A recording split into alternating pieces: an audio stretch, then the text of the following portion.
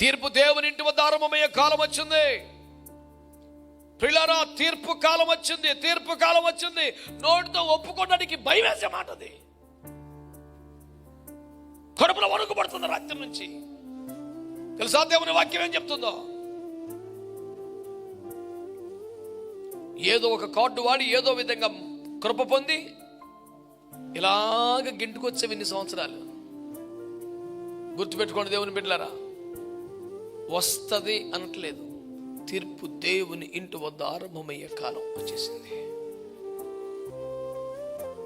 కృపలో ఉన్నామండి, ఆయన కనికరమండి, ఆయన దయండి, ఆయన జాలండి, ఆయన సహాయం అండి, ఆయన హస్తం అండి, ఆయన బాహుబలం అండి, ఆయన నీడండి, సర్వోన్నతిని చోటనండి, మహోన్నతి నీడండి. ఈ డైలాగులు అయిపోయి తీర్పు కాలం వచ్చేస్తుంది. తీర్పు తీర్చే కాలం వచ్చింది అనగా లెక్క తేల్చేస్తాడన్నమాట. విచిత్రం ఏంటంటే, నీ లోపోల్స్ అని తెలిసినోడు, నీ పక్షంగా ఆర్గ్యుమెంట్ చేసినాడు, ఇన్నిసార్లు కేసుకి వెళ్ళిపోకుండా, ఎన్ని పాపాలు చేసినా నీకు ₹1 శిక్ష పడకుండా నిన్ను కాపాడుతూ వచ్చినటువంటి నీ లోపోల్స్ అని ఎరిగినటువంటి అడ్వకేటే ఇప్పుడు జడ్జి స్థానంలో కూర్చుంటున్నాడు. ఆయన్ని మేనేజ్ చేయలేవు. నీ కేసు అంతా తెలుసు. నా పాయింట్ ఏంటంటే, దుర్మార్గులకి, నరహంతకులకి, కిరాతకులకి ఒక పక్కన క్షమాపణ దొరుకుతున్నది. తీర్పు దేవుని ఇంటి వద్ద స్టార్ట్ అయిపోతుంది. జాగ్రత్త. రెండు కరెక్ట్గా పెట్టుకొని చూస్తే నీకు అర్థమైందా సీరియస్నెస్? ఉగ్రవాద భావజాలాలుండి ఏమీ లేకుండా తోటకూర కోసినట్టు మనుషులు పేకలు కోసేసే దుర్మార్గులు క్షమించబడే పరిస్థితులు ఉన్నాయి. ఇన్ని సంవత్సరాలుగా కృప అనుభవిస్తూ కడుపులో భయం లేకుండా బతికెత్తున్నావు చూడు, తీర్పులోకి వస్తావు.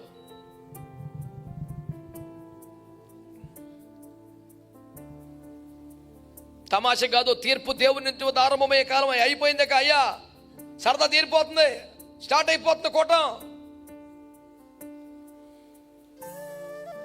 మన ఫీల్ ఎలా ఉంటుంది? చూస్తున్నాడు దేవుడు, చూస్తున్నాడు, ముగ్గురితో కురిపించి అందరినీ అగ్గి కాల్చేస్తాడల్లోయ అనేది. అగ్గి ఇక్కడ స్టార్ట్ అయిందిరా, ఇక్కడ ఆడింకా బాగానే ఉన్నాడు, ప్రశాంతంగా ఉంటాడు కూడా. మారని వాడికి అవకాశాలు ఇస్తాడు, మారినట్టే నటించేవాడికి రేవు పెడతాడు. నీకు అర్థమైతే 17కి వెళ్ళిపోండి. ఇప్పుడు తీర్పు దేవుని ఇంటి యొద్ద ఆరంభమగు కాలం వచ్చి ఉన్నది. అది మన యొద్దనే ఆరంభమైతే దేవుని సువార్తకు అవిధేయులైన వారి గతి ఏమవును? దేవుడి వాక్యము ద్వారా మనతో మాట్లాడునుగాక. బిడ్డలారా, చాలా సూటిగా, తేటగా, సంక్షిప్తంగా ఈ సందేశం ఉంటుంది. శ్రద్ధగా మీరు ఆలకించాలని కోరుతున్నాను.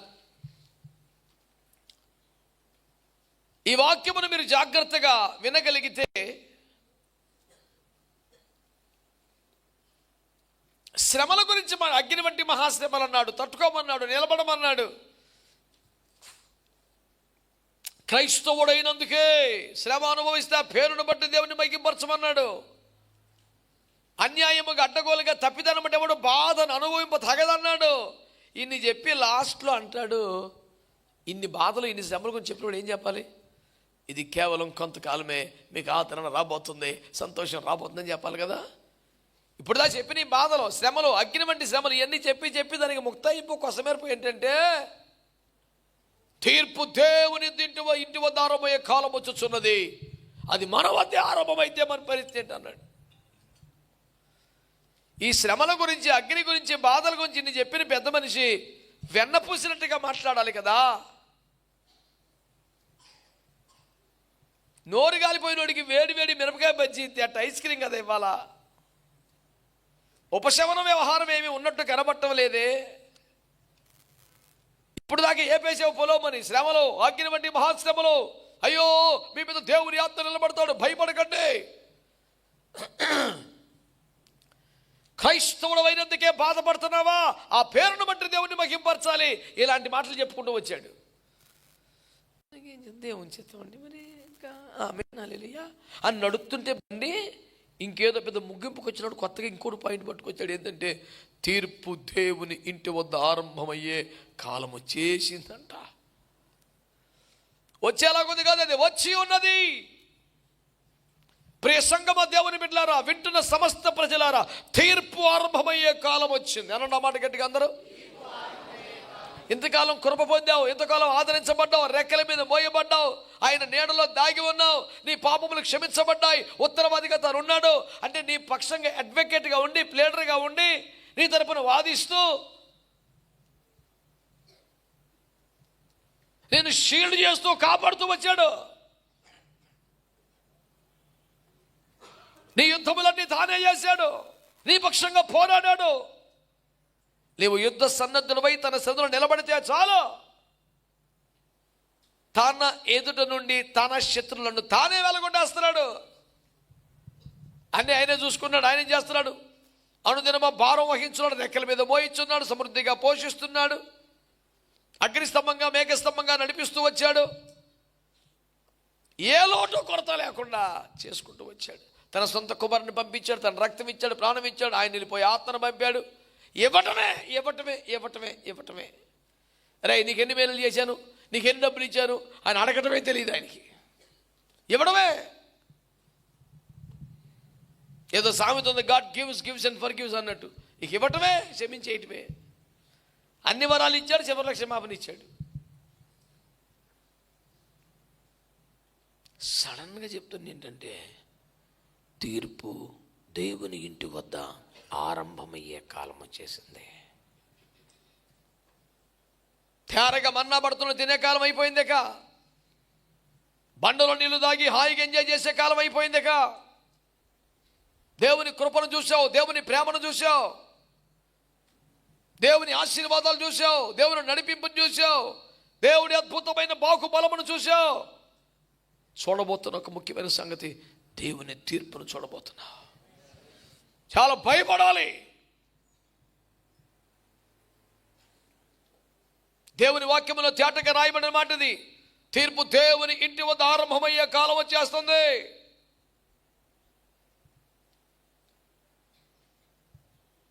కృపాకాలం చూసావు, ఆశీర్వాదాల కాలం చూసావు, వాగ్దాన కాలం చూసావు, నిర్ణయ కాలం చూసావు, ఎన్నెన్నో చూసావు. తీర్పు కాలం అంట వచ్చేలాగుంది కదా, వచ్చేసింది.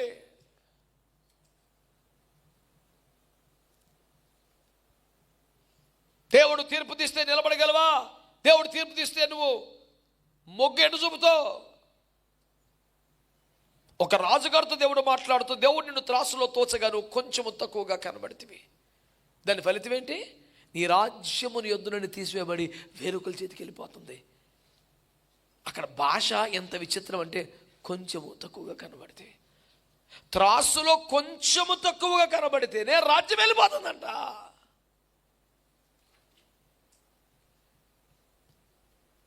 మరి త్రాసులో ఏమాత్రము తోగలేని బతుకు నీదైతే, అసలు ఆ కాటాకి సెట్ అవ్వట్లేదు బతుకైతే, యువతల ఆజ్ఞలు, యువతల సూత్రాలు, యువతల నిబంధన, యువతల షరతులు, యువతల పరిచర్య, యువతల వ్యవహారాలు ఎన్నో ఉన్నాయి. యువతలు నువ్వు తోకట్లేదని కురపేశాడు, ప్రేమ వేశాడు, క్షమాపణ వేశాడు, కనికరం వేశాడు, ఎన్ని వేసినా దిగుతలేదురా. నీ వైపు కాట దిగాలని, మొగ్గు చూపాలని, బ్యాలెన్స్ అవ్వాలని నీ వైపు దేవుడు ఏమీ వేయలేదా? ఆయన కనికరం లేదా? కృపతో అడ్డుపడలేదా? ఉత్తరవాదిగా లేడా? నీ పక్షంగా వాదించలేదా? అపవాది నోరు మూపించలేదా? మలిన వస్త్రములు నిన్ను అగ్నిలోంచి తీయబడ్డ కొరివిగా మార్చలేదా? రేయి మౌలు నీ మీద నేరములు మోపుతున్న అపవాదిని గద్దించాయి, వాళ్ళు విమోచించబడ్డవారు పరిశుద్ధులు నీ పక్షంగా సాక్ష్యం చెప్పలేదా? అంటే నువ్వు కాటాకి మ్యాచ్ అవ్వాలని నీ వైపు కృపేశాడు, కనికరం వేశాడు, నీ పక్షంగా వాదించాడు, తన రక్తం ఉంచాడు, ఎన్నో నీ పక్షంగా చేశాడు. చేసిన కాటా ఇంకా మ్యాచ్ అవ్వట్లా.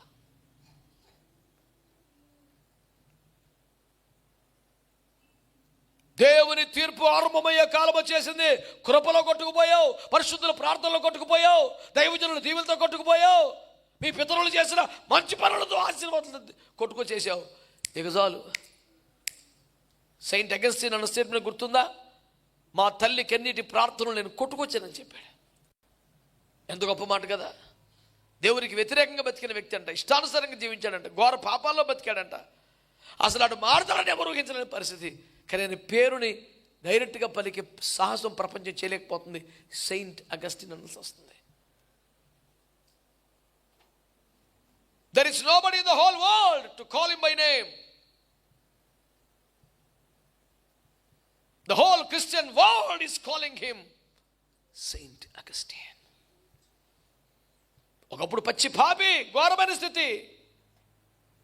ఆయన సాక్ష్యం, నా తల్లి కన్నీటి ప్రార్థనలను కొట్టుకొచ్చేసానని. నువ్వు ఆయన పాద సన్నిధిలో ఉండే సౌభాగ్యానికి కారణం ఎవరి కన్నీరో, ఎవరి కష్టమో, ఎవరి ప్రార్థనలో, ఎవరి చేతులు ఎత్తారో, ఎవరు మొర్ర పెట్టారో, ఎవరు ఉపవాసాలు ఉన్నారో, ఎవరు నీ పక్షంగా విజ్ఞాపన చేశారో. మోషే ఆ రాత్రి అంతా దేవుని సన్నిధిని అడ్డుపడినట్టుగా ఎవరు అడ్డుపడ్డారో? అబ్రహాము ప్రార్థన బట్టి లోతు తప్పించబడెను. నువ్వు ఈ ఉగ్రతలోంచి, బాధలోంచి, యాక్సిడెంట్ తప్పించబడడానికి ఎవరి ప్రార్థన కారణమైందో? కృప పొందిన కాలం నీకుంది, ఆదరించబడ్డ కాలం నీకుంది, విమోచించబడ్డ కాలం నీకుంది, నీ పక్షముగా యుద్ధములు చేయబడ్డ కాలం నీకుంది. అయితే ఇప్పుడు వచ్చిన కాలం తీర్పు కాలం. ఎప్పటికి ఎలాగ ఉండదు అనుకున్నావు జీవితం?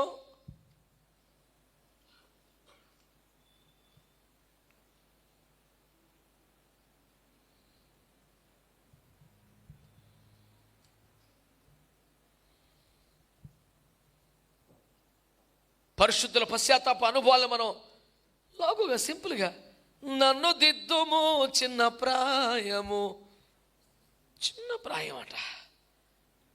వారు రక్షణ పొందిన కొత్తలో, ఆత్మలోకి వచ్చిన కొత్తలో, క్రైస్తవులకు వచ్చిన కొత్తలో వారి ఆత్మీయ అనుభవం తక్కువ గనక వారి శారీరక వయసు 100 ఏళ్ళు ఉన్నా, ఈ అంత పెద్ద వయసు ఉన్నా,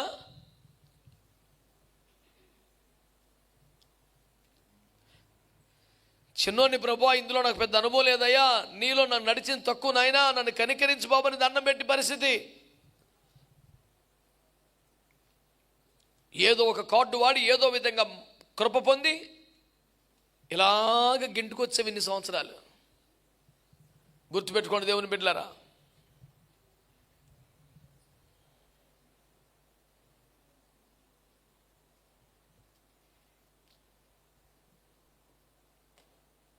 వస్తుంది అనట్లేదు. తీర్పు దేవుని ఇంటి వద్ద ఆరంభమయ్యే కాలం వచ్చేసింది. కృపలో ఉన్నామండి, ఆయన కనికరమండి, ఆయన జయండి, ఆయన జాలండి, ఆయన సహాయం అండి, ఆయన హస్తం అండి, ఆయన బాహుబలం అండి, ఆయన నీడండి, సర్వోన్నతిని చోటనండి, మహోన్నతి నీడండి. ఈ డైలాగులు అయిపోయినాయి. తీర్పు కాలం వచ్చేసింది, తీర్పు తీర్చే కాలం వచ్చింది. అనగా లెక్క తేల్చేస్తాడన్నమాట.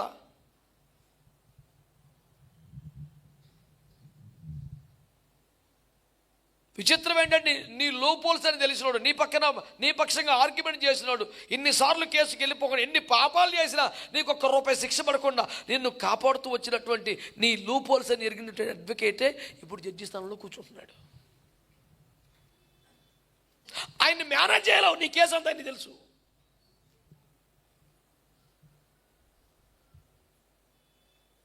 జడ్జి గారు, మరి మీరు కొంచెం కనికరం చూపాలి, మీ దృష్టికి మేము తీసుకొస్తున్నాం, మేము ఇన్నిసార్లు కోర్టులో నిర్దోషిగా నిరూపించబడ్డాం, మరి ఈసారి మీరు కొంచెం కఠినంగా కనపడుతున్నారు అంటే, నిర్దోషిగా నిరూపించడం కారణం నీ మంచితనం కాదు, నేను వాదించా, నేను అడ్డపడ్డా, నేను ఎట్టకట్ట బయటపడేసా, నీ లోపాలు అని నాకు తెలుసు, నీ లోపాలు నాకు తెలుసు. ఇంతకాలం నిన్ను బయటపడేసిన ప్లేడర్ గారే జడ్జిగా కూర్చోబోతున్నాడు. యేసు అని ఉత్తరవాది, యేసు అనే న్యాయాధిపతిగా రాబోతున్నాడు. దేవుని బిడ్డలారా, సాతానుగా నోరు మెప్పిస్తున్నాడు, తండ్రిని బతిమాలుతున్నాడు, ఇద్దరి మధ్యలో నలిగిపోతున్నాడు, కాపాడుతున్నాడు. ఇది ఎంతో కాలం ఉండదక, తీర్పు కాలం రాబోతుంది. మళ్ళీ చెప్తున్నా, కృపాకాలం అయిపోతుంది, ఆనందకాలం అయిపోయింది, విశ్రాంతి కాలాలు అయిపోయినాయి. వాక్యం చెప్తున్నమాట, తీర్పు కాలం. అది కూడా లోకానికి కాదు, మొదట దేవుని ఇంటి వద్ద, క్రైస్తవులకే, సంఘానికే, పాస్టర్లకే.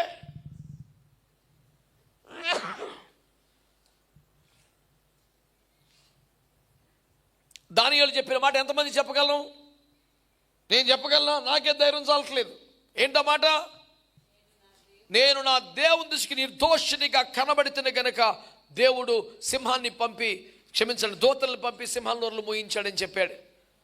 మీ అందరి ప్రార్థనలు బట్టి, దేవుని కృపను బట్టి, ఆయన కనికరాన్ని బట్టి, ఆయన జాలిని బట్టి, తల్లి ప్రార్థన బట్టి, తండ్రి ప్రార్థన బట్టి, పరిశుద్ధ ప్రార్థనలు బట్టి, నిన్ను బట్టి ఎప్పుడు చేస్తాడు కార్యం, నీ నీతిని బట్టి ఎప్పుడు చేస్తాడు కార్యం, నీ పరిశుద్ధతను బట్టి ఎప్పుడు చేస్తాడు కార్యం. లైఫ్ సపోర్ట్ అయిపోయింది, లైఫ్ ఇలా అయిపోయింది, నీ పర్సనల్ ఎబిలిటీ మీద నిలబడాల్సిన గడి వచ్చింది. అబ్బో లేదా, నిలబడలేవా? నీకు సపోర్ట్ కావాలి, నీకు ఎప్పుడు ఊతం కావాలి, ఎవడో ఒకటి ఆదరించాలి, ఎవడో ఒకటి బదలుపరచాలి. నిలబడో, నీ మటుకు నువ్వు నిలబడంటే నీ పరిస్థితి ఏంటి? ఎక్కడో క్రైస్తవులు కొడుతున్నారు, ఎక్కడో పాస్టర్లను చంపుతున్నారు, ఎక్కడో మందిరాలు కొలుస్తున్నారు. అయ్యో దేవుని ఓరి బాబో, దేవుని తీర్పు వచ్చేది నీకే ఫస్ట్, వాళ్ళకి కాదు. ఏమో వాళ్ళు క్షమించబడొచ్చామో నీకేం తెలుసు. గ్రహాం స్టెయిన్స్ని పిల్లల్ని చంపేస్తే మనస్ఫూర్తిగా ఆ మహాతల్లి వారిని క్షమించేసింది.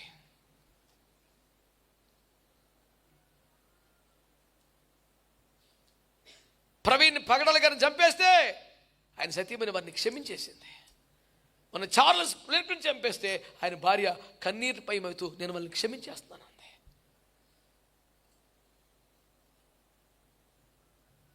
క్షమాపణ ఎవరి మీదకి వస్తుందో నీకు తెలియదు.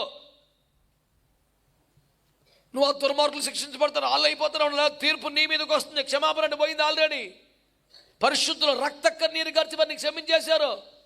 వారిని క్షమించకపోతే వారి కన్నీటికి దేవుడు వాల్యూ ఇవ్వనట్లు లెక్క. వదిలేయచ్చు ఆ పాయింట్ మీద, నువ్వు చెప్పలేవు. నా పాయింట్ ఏంటంటే దుర్మార్గులకి, నరహంతకులకి, కిరాతకులకి ఒక పక్కన క్షమాపణ దొరుకుతున్నది. తీర్పు దేవుని ఇంటి వద్ద స్టార్ట్ అయిపోతుంది. జాగ్రత్త. రెండు కరెక్ట్గా పెట్టుకొని చూస్తే నీకు అర్థమైందా సీరియస్నెస్. ఉగ్రవాద భావజాలాలు ఉండి ఏమీ లేకుండా తోటకూర కోసినట్టు మనుషులు పేకలు కోసేసే దుర్మార్గులు క్షమించబడే పరిస్థితులు ఉన్నాయి. ఇన్ని సంవత్సరాలుగా కృప అనుభవిస్తూ కడుపులో భయం లేకుండా బతికెత్తున్నావు చూడు, తీర్పులోకి వస్తావు.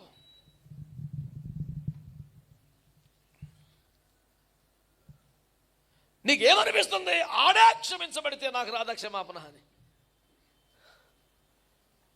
ఆడికొస్తుంది, నీకు రాదు.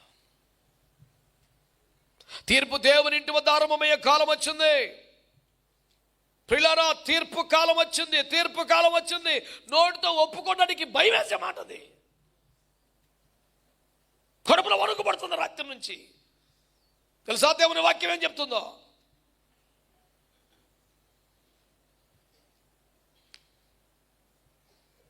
ఆ వచనాన్ని వదిలేసి నెక్స్ట్ వచనం చెప్పేద్దాం. కమ్మకుంటుంది వాక్యం. అమ్మో, తీర్పు దేవుని ఇంటి వద్ద ఆరంభమయ్యే కాలం వచ్చేసింది. అంటే దేవుని ప్రజలు పని పడతాడన్నమాట. ఇక దేవుని ప్రజలకి రేవుందన్నమాట. సంఘానికే రాబోతుందన్నమాట. అమ్మ బాబోయ్, పాషకారులను చంపుతావా, దేవుని బిడ్డలను చంపుతావా, పరిశుద్ధులను చంపుతావా, సంఘానికి హింసిస్తా, నువ్వు ఏమైపోతావరా, నీకు తీర్పు వచ్చేద్దరా. ఇదంతా తీర్పేనేమో నీ మీద. నీకేమర్థమైంది? ఆడికి ఎప్పుడో తీర్పు వస్తుందన్న. ఒకవేళ ఇది తీర్పు అయితే అదే తీర్పు నేనేం చెప్పడం అలా. ఒకవేళ అయితే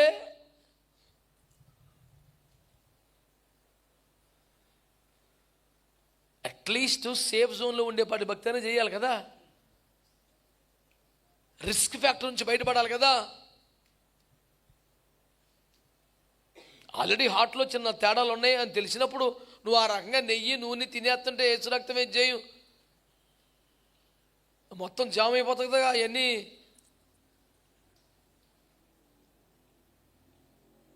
రిస్క్ ఫ్యాక్టర్ కనబడుతున్నప్పుడు నువ్వు కంట్రోల్ చేసుకోవద్దా? మావాడు ఒకడు ఉన్నాడు, నాకంటే ఎక్కువ ఉండదు షుగరు, ఫుల్ ఏ క్లాస్ అని స్వీట్లు తినేస్తుంటాడు. ఏంది రా తిన్నాను? కృపలో ఉన్నాం, ఏం పర్లేదు, కృప. అదేంది అది? కంట్రోల్ చేసుకోలేకపోవటమే కృప. నీ దేహమును చెరుపుదానని తినవద్దు అంటే తినేస్తాం కృప. అంటే ఆశగా ఆపగా ఆర్తిగా తినేసి మంచం పడుకొని సంగమంతా ఏడిపించి మోకరింపు చేసి నా కోసం ఏడవరాయ్యా అంటే దాని పేరు కృప. కృప అంటే కేవలం యాక్సిలేటర్ పెంచడం కాదు, బ్రేక్ తొక్కడం కూడా ఉండాలి. అబ్బా, ఎంత కృపని యాక్సిలేటర్ నుంచి పోతున్నాయి, కొంపలండి పోతాయి.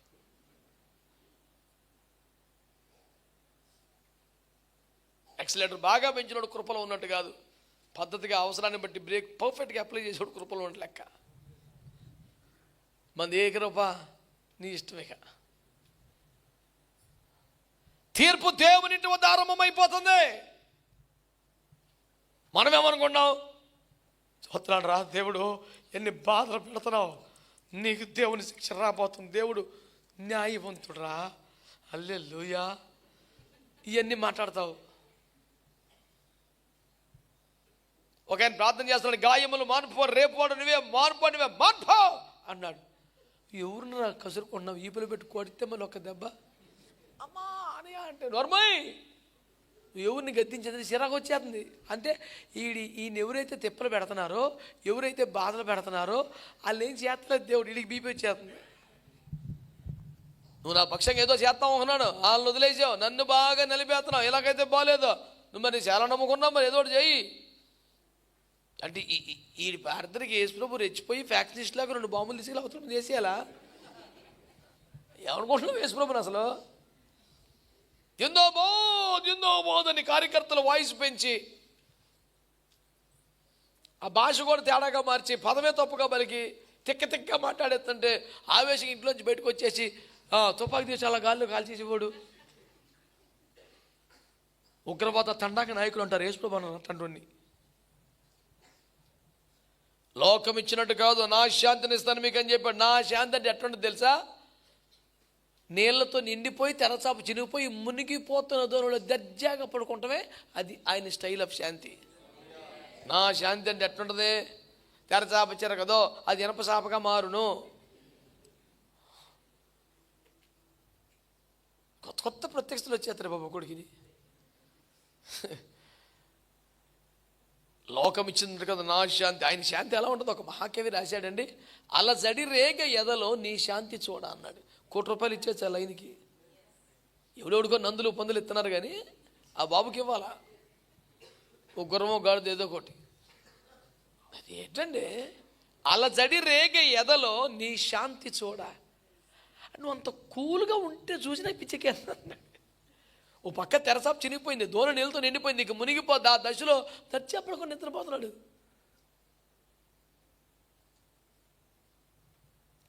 ఆయన ప్రశాంతత అలజడి కలగజేస్తుందంట. ఎంత అద్భుతమైన తాత్వికం, ఎంత అద్భుతమైన కవిత్వం అది.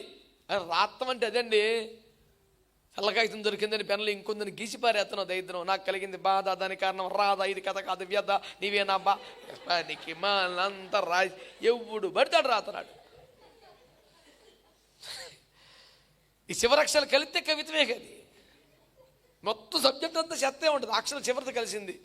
రాక పోక జేక బాక తూక అన్ని ఇవన్నీ కలిస్తే అది బేబచ్చని కవిత, అంత్యోనుప్రాస. మరి మేము కూడా ఆ విధంగా బరువు ఉండాలి, వెయిట్ ఉండాలి కవిత్వం రాసామంటే. అర్ధరాత్రి వచ్చింది స్వాతంత్రం, ఇంకా తెల్లవారలేదంటే ఎన్ని టన్నులు బరువు ఉంది. అది కవిత్వం రాయటం అంటే. 70 ఏళ్ళ స్వతంత్రం తర్వాత కూడా ఇంకా మా బతుకులు తెల్లారలేదు, మాకు ఆర్థిక స్వేచ్ఛ లేదు, సామాజిక స్వేచ్ఛ లేదు, మా బతుకులు ఎట్టగా ఏడుతున్నాయి, చీకట్లో బతుకుతున్నాం, అర్ధరాత్రి వచ్చింది స్వాతంత్రం ఇంకా తెల్లవారలేదు అన్నాడంటే ఎన్ని టన్నుల పదాల మెసేజ్ అందులో దాగి ఉంది. అది కవిత్వం అంటే. ఆకాశం ఎర్రగా ఉంది, పూలు మాత్రం పచ్చగా ఉన్నాయి, ఎవరేడు?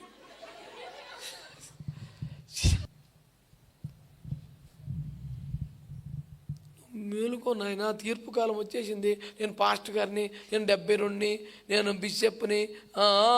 స్టార్ట్ అయ్యేది మన దగ్గరే, రేవు మామూలుగా ఉండదు. మరి మేము 2 తరములుగా సంఘములో మా సేవలు అందిస్తున్నాం. ఈ సేవల వల్లనే సంఘం ఎంత పెరిగిపోయింది. చర్చి పూర్తి అవ్వలేదు, కమిటీ వాళ్ళు ఇల్లు పూర్తి అయిపోయింది. కనబడతలే సేవ.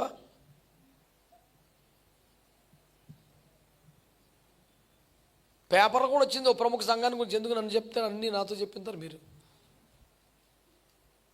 ప్రతి 2 సంవత్సరాలు కమిటీ మారుతుంది. ఆ 2 సంవత్సరాలు అందరికీ ఇల్లు పూర్తి అయిపోతుంది. ఇప్పుడు 5 కమిటీలు వారిని చర్చం కావలేదు. మర్మములు యెహోవాకు చెందినవి, నాకేమీ తెలియదు. కడుపు రగిలిపోద్దాం మళ్ళీ, మామూలుగా కాదు అసలు.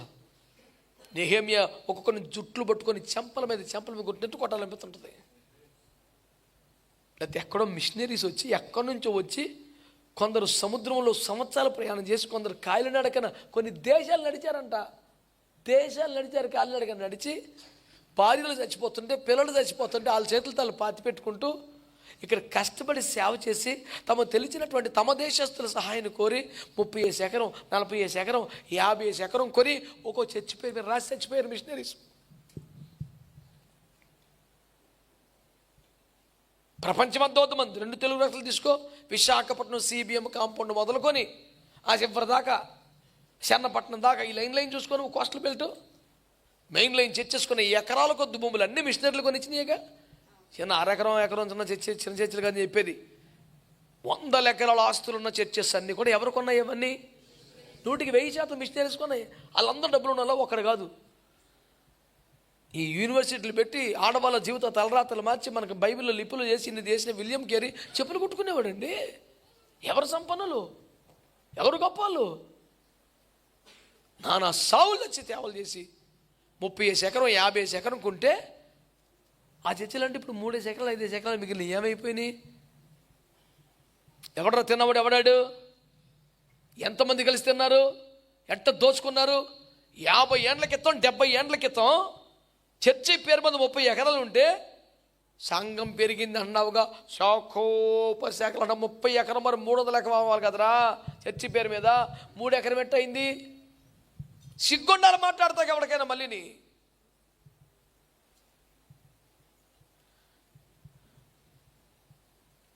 దశమ భాగములను మందిరపు నిధులలోనికి తెచ్చుచున్నాము.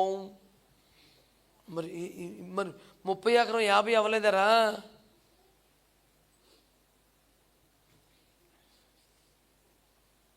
తమాష కాదు. తీర్పు దేవుని నుంచి ఆరంభమయ్యే కాలం అయిపోయిందే అయ్యా. సరదా తీరిపోతుంది, స్టార్ట్ అయిపోతుంది కూటం. మన ఫీల్ ఎలాగ ఉంటుంది? చూస్తున్నాడు దేవుడు, చూస్తున్నాడు, ఒక్కరితో కురిపించి అందరినీ అగ్గి కాల్చెత్తడాలోయ అనేది. అగ్గి ఇక్కడ స్టార్ట్ అయిందిరా, ఇక్కడ ఆడింకా బాగానే ఉన్నాడు, ప్రశాంతంగా ఉంటాడు కూడా. మారని వాడికి అవకాశాలు ఇస్తాడు, మారినట్టే నటించేవాడికి రేవు పెడతాడు. నీకు అర్థమైతే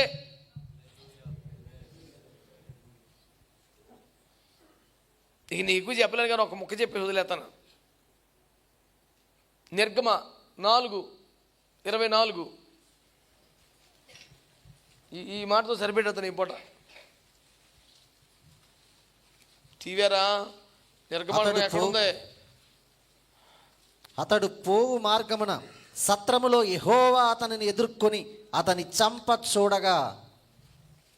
బాబు, చంప చూచినది ఎవరు? న్యాయమేనా? ఇదేం దేవుడు అండి మీ దేవుడు? ఐగుప్తులో ఉన్న ప్రజలు బాధలు పడుతుంటే చూశాను, వారి మొర్ర విన్నాను, విడిపించడానికి వచ్చాను. ఐగుప్తు చేతుల్లో నుండి, ఫరో చేతుల్లో నుండి, ఇనుప కాడి నుండి విడిపిస్తా, నడిపిస్తా, రక్షిస్తా ఇన్ని చెప్పి బయలుదేరాక, రమ్ము నా తరపున నిన్ను పంపించదను, నా స్థానంలో నిన్ను పంపించేదను, నేను చేసేవన్నీ నీ చేతుల మీద చేపిస్తానంటే ఆశగా బయలుదేరితే అతన్ని పిలిచి తన నామాన్ని బయలుపరిచి అతనికి సహకారాన్ని దయచేసి అతని కర్రని దేవుని కర్రగా మార్చి ఇన్ని చేసి పంపించి బయలుదేరి 5 నిమిషాలు కత్తేసి మీదకి వచ్చాడంట.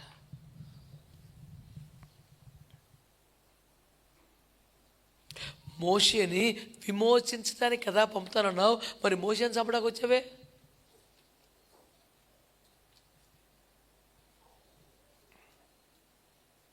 ఐగుప్తు చెరలో ఉండి ప్రజలు విమోచించడానికి కదా మోషేని పిలిచావు, మీరు ఆయన చంపేస్తున్నామండి. మోషే ద్వారా దేవుని తీర్పు ఫరో మీదకి వస్తుంది అనుకున్నాం కదా. మోషే ద్వారా దేవుని తీర్పు బాధించిన ఐగుప్తుల మీదకి వస్తుంది అనుకున్నాం కదా. కానీ మోషే మీదకి వచ్చింది. హలో, తర్వాత వాళ్ళ మీద కూడా వచ్చిందిగా. జ్యేష్ఠ కుమారుడు చచ్చిపోయాడుగా, నీళ్ళు రక్తమైందిగా, వాళ్ళకి రకరకాల బాధలు వచ్చినాయిగా. ఐగుప్తు మీద దేవుని తీర్పులు కనపడలేదా? మాట్లాడతలేదు. కానీ మొదటి ఎవరి మీదకి వచ్చింది? అదేగా బాధ. తీర్పు దేవుని ఇంటి వద్ద ఆరంభమయ్యే కాలం వచ్చింది. మోషే ద్వారా ఐగుప్తులో దేవుని తీర్పులు అమలు చేయబడ్డాయి. కానీ మొదట మోషే మీదకి వచ్చేసింది బాబు. పోనీ ఇంకో రోడ్లో వద్దాం. సంపేత్తక మీదకి వచ్చేసే బదులు మండుచున్న బదులపతి నీ చెప్పులు తీసేయ అన్నప్పుడే వెళ్ళు సున్నతి చేసుకో అని చెప్పొచ్చు కదా. రమ్ము నిన్ను పంపిదన్నప్పుడు నువ్వు సున్నతి గావించబడేప్పుడు వెళ్ళినానని చెప్పొచ్చు కదా. ఇది చెప్పినా ఒక్క మాకు చెప్తాకి వెళ్ళేదా? నా మాటిను. యెహోవా అతనిని చంప చూచెను, వెంటనే సిప్పోరా అడ్డుపడి, ఎందుకు ప్రభువా, ఏమాయను?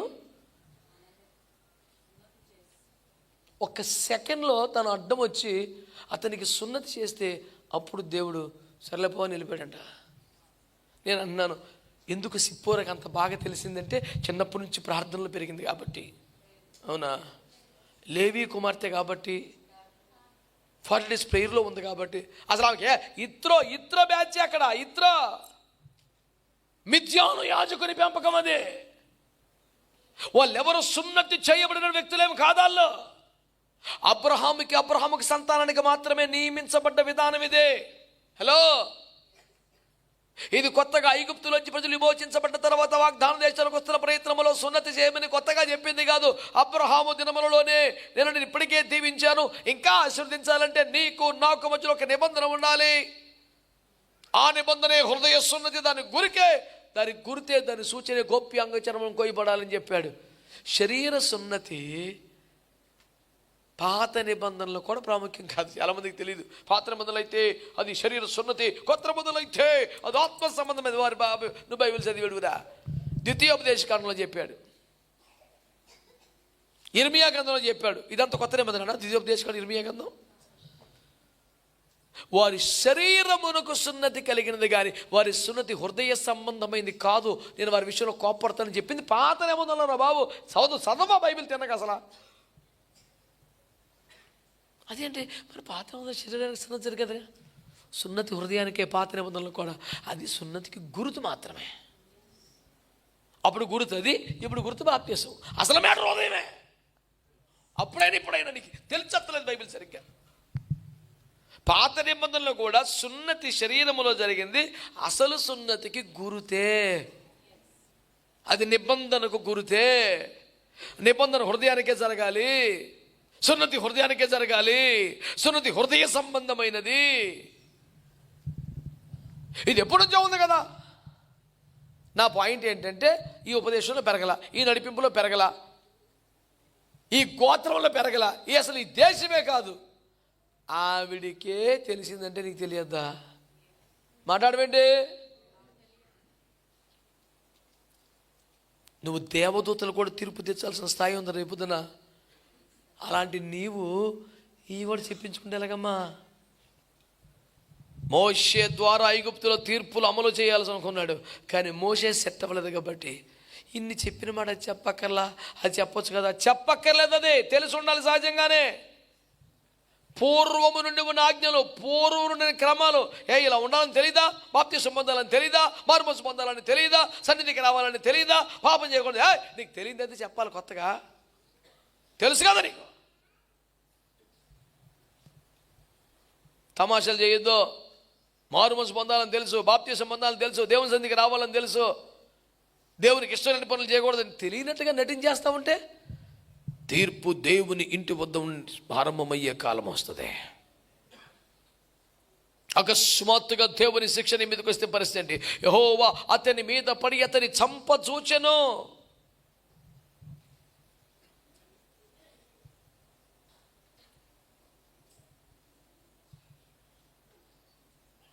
తీర్పు అమలు చేయవలసిన వ్యక్తి మీదకే తీర్పు వస్తుంది. ఫస్ట్ నీ దగ్గర స్టార్ట్ అయితే జడ్జిమెంట్ ఎంత కఠినంగా ఉన్నా, జడ్జి ఎంత కఠినాత్ముడైనా, నువ్వు కేసులోంచి బయటపడగలేంత సచ్చరిత నీ వైపు ఉంటే అప్పుడు తీర్పులు అమలు చేయడానికి నువ్వు పనికొస్తావన్నమాట. ఐగుప్తు మీద విధించబడ్డ తీర్పులు అమలు చేయటకు బయలుదేరుతున్న మోషే మీదకి తీర్పు స్టార్ట్ అయింది. మొదటి నీకే. లోకమా దేవుని తీర్పు రాబోతుంది, ఉగ్రత రాబోతుంది. ఫస్ట్ నీకే. కృపలో కొట్టుకుపోయిన కాలమికి చాలు. నిర్దోషత్వం కోసం ప్రయాసపడు, ఆజ్ఞలు పాటించిన ప్రయాసపడు. ప్రాథమిక సూత్రాలు, ఆజ్ఞల విషయంలో మళ్ళీ కొత్తగా నీకు చెప్పక్కర్లా, ముందే నీకే తెలిసి ఉండాలి. నువ్వే జాగ్రత్త పడిపోవాలి. ఇది కూడా చెప్పక్కర్లేదు నీకు, ఇది కూడా చెప్పక్కర్లేదు అనే మాట ఏదైనా ఉంటే అది ఖచ్చితంగా పరిశుద్ధతే. దాని గురించి రోజు తెల్లవారుజామున దేవుడు వచ్చి, నా కుమారుడా పరిశుద్ధత విషయంలో శ్రద్ధ కనపరచము అని చెప్పడం. చూస్తాడు అకస్మాత్తుగా నీ మీద ఉగ్రతగా పడిపోతాడు. దేవుని భయంతో, సరైన మార్పుతో, దేవుని తీర్పు గురించిన భయంతో శ్రద్ధగా బతకండి. కృప దేవుడు నీకు నాకు దయచేయను గాక. ప్రార్థన చేద్దామా?